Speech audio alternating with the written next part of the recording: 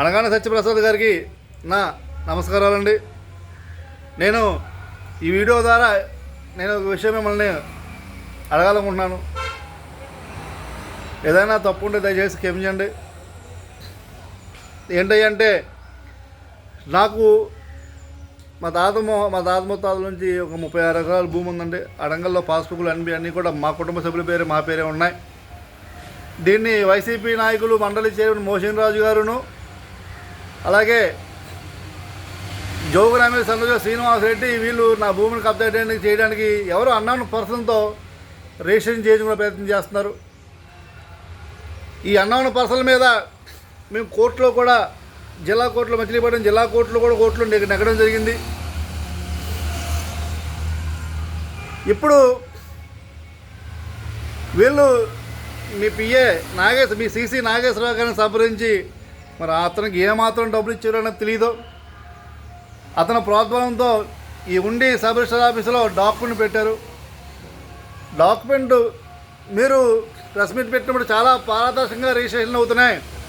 ఈ auto mutation అనేది చాలా బాగా ఉపయోగపడుతుంది ఈ రిజిస్ట్రేషన్ చేసుకునే వారికి అన్నారు.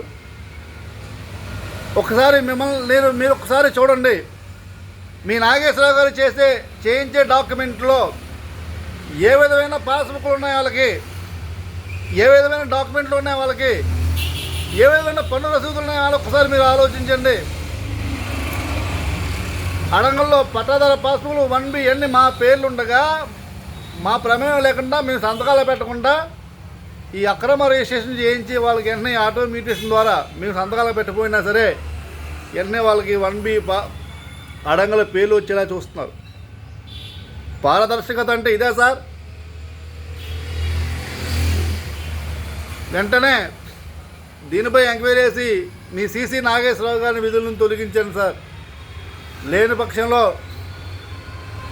మన రాష్ట్ర ప్రభుత్వానికి కాకుండా మీకే చాలా చెడ్డ పేరు వచ్చేలాగా ఉంది. ఈ అక్రమ రిజిస్ట్రేషన్కి నాంది పలికింది మీ సిసి నాగేశ్వరరావు గారు.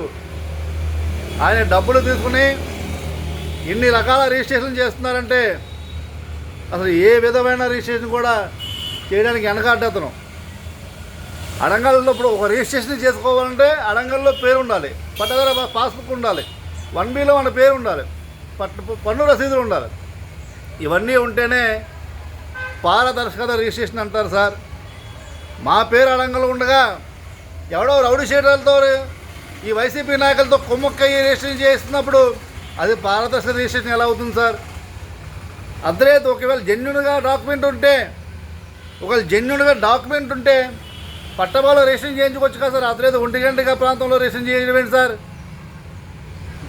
దొంగతనంగా రిజిస్ట్రేషన్ చేయించడం సార్. ఇదా దొంగతనంగా రిజిస్ట్రేషన్ చేయించడం సార్? అదా సార్ పారదర్శకత రిజిస్ట్రేషన్ అంటే? వ్యవస్థలో ఇటువంటి కరప్షన్ సబ్రిజిస్టర్లను కానీ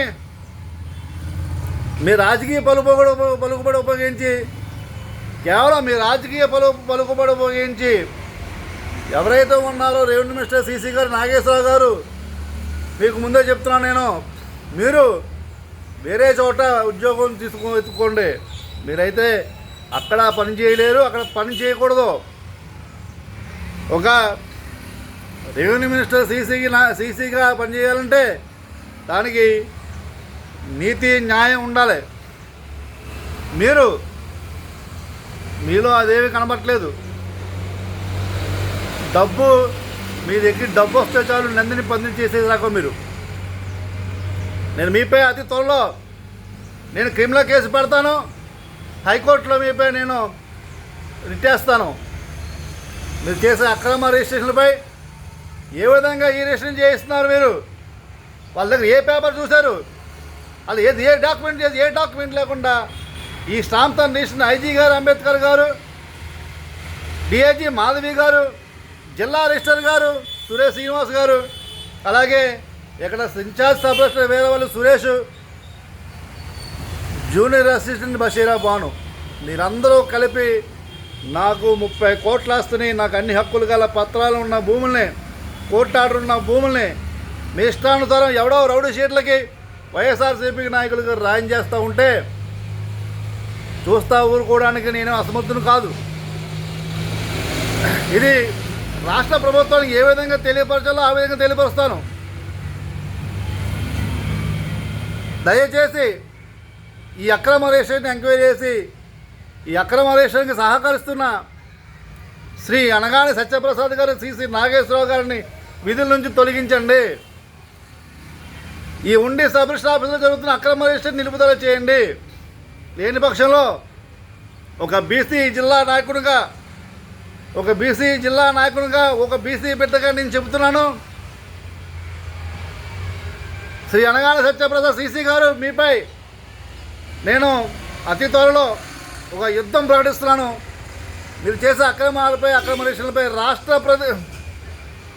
మన రాష్ట్ర ముఖ్యమంత్రి వర్యులకు తెలిసే వరకు కూడా, డిప్యూటీ సీఎం గారు తెలిసే వరకు కూడా నేను ఈ ఫైట్ చేస్తూనే ఉంటాను. ఈ రిజిస్ట్రేషన్ మీరు ఎప్పటికైనా మించిపోయింది ఏం లేదు. ఈ అక్రమ రిజిస్ట్రేషన్ అంటే నిలుపుదల చేయండి. అలాగే ఐజీ అంబేద్కర్ గారు, మీకు కూడా మీరు వైఎస్ క్యాడర్లో ఉండి మనసాక్షి ఉండాలి సార్.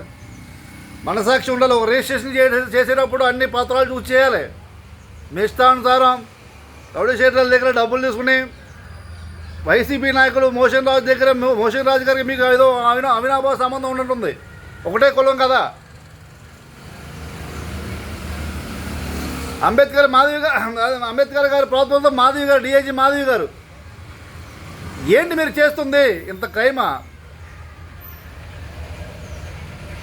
మీరు కనుక ఈ రిజిస్ట్రేషన్ ఆపకపోతే భారీ మూల్యం చెల్లించుకునే పరిస్థితి వస్తుంది సార్. మీరు ఆలోచించుకోండి.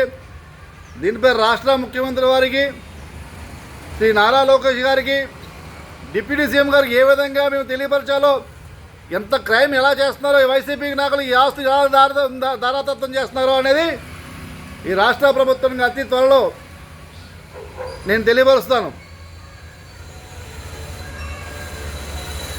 రిజిస్ట్రేషన్ అయిన తెల్లారి మాత్రం నా కుటుంబ సభ్యులతో వచ్చి మీ అందరి పేరు రాసి నేను ఆత్మహత్య చేసుకుంటాను. జై జగన్మాత, జై జన్మభూమి.